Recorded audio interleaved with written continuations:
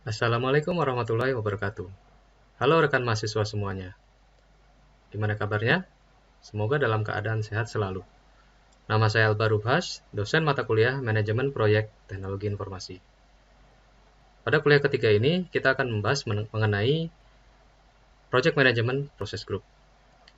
Apa semuanya sudah siap? Ayo kita mulai kuliah ini.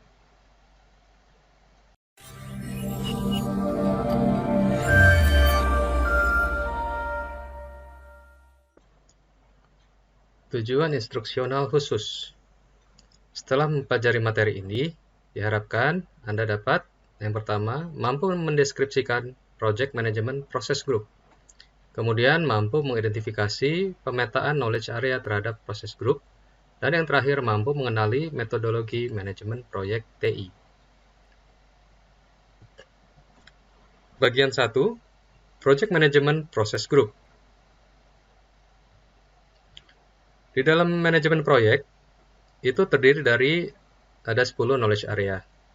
Antara lain, manajemen integrasi, ruang lingkup, waktu, biaya, kualitas, sumber daya, komunikasi, risiko, pengadaan, dan stakeholder.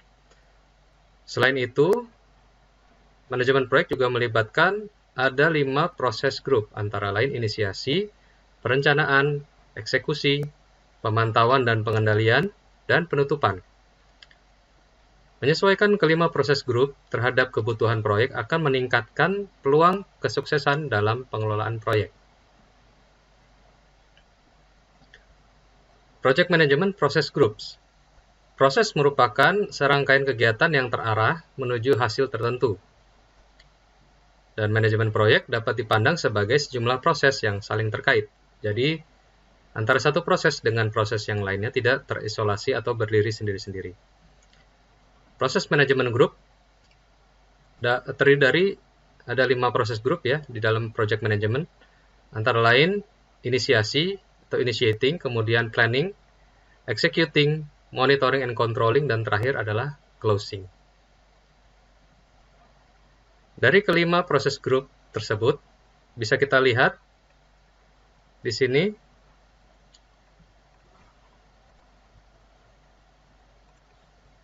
Oke, jadi bisa kita lihat di sini ada 2 proses grup yang memakan waktu atau sumber daya yang besar, yaitu apa? Executing dan planning, ya. Bisa kita lihat ini adalah executing memakan waktu yang paling besar. Jadi waktu yang dibutuhkan lebih banyak ya, yang paling banyak di dalam sebuah proyek adalah executing. Kemudian yang kedua adalah planning ya, 21%. Nah, selain itu ya tidak sampai 5% ya waktu yang dibutuhkan untuk yang lainnya. Oke. Kemudian inilah interaksi proses grup ya dalam proyek atau fase. Kalau kita lihat di sini ada 2 sumbu ya. Untuk sumbu X-nya ya. Nah, ini sumbu X-nya adalah waktu ya. Jadi ke kanan waktu, jadi sumbu Y-nya adalah yang ini ya. Interaksi proses. Nah, untuk proses grup yang pertama kali ya ada ya di dalam project management adalah proses grup initiating. Ya, tentu initiating dulu ya. Kemudian semakin lama proses proyeknya itu semakin selesai, proses grup yang terakhir adalah closing. Nah, namun di sini kita lihat ada satu proses grup yang ada mulai dari start hingga finish ya, mulai dari start hingga finish yaitu apa? Yaitu monitoring and controlling di sini. Ya. Nah, ini hadir mulai dari start sampai finish. Ya, kenapa ya? Karena kan mulai dari awal hingga selesai itu harus terus dimonitor. Ya. Kemudian kalau kita lihat dari tingkat interaksi, di sini kita lihat interaksi yang paling tinggi itu ya peak-nya paling tinggi adalah executing. Ya, jadi ini adalah ya interaksi yang paling tinggi di executing di sini. Kemudian interaksi yang tertinggi kedua adalah planning. Tuh. Oke. Nah, di sini kita bisa lihat antara satu proses dengan proses lainnya itu saling terkait ya, antara satu proses grup dengan proses grup lainnya. Sebagai contoh, di sini kita lihat misalnya di sini kan ada interaksi, ada initiating ya. Ini ada interaksi antara initiating dengan planning ya.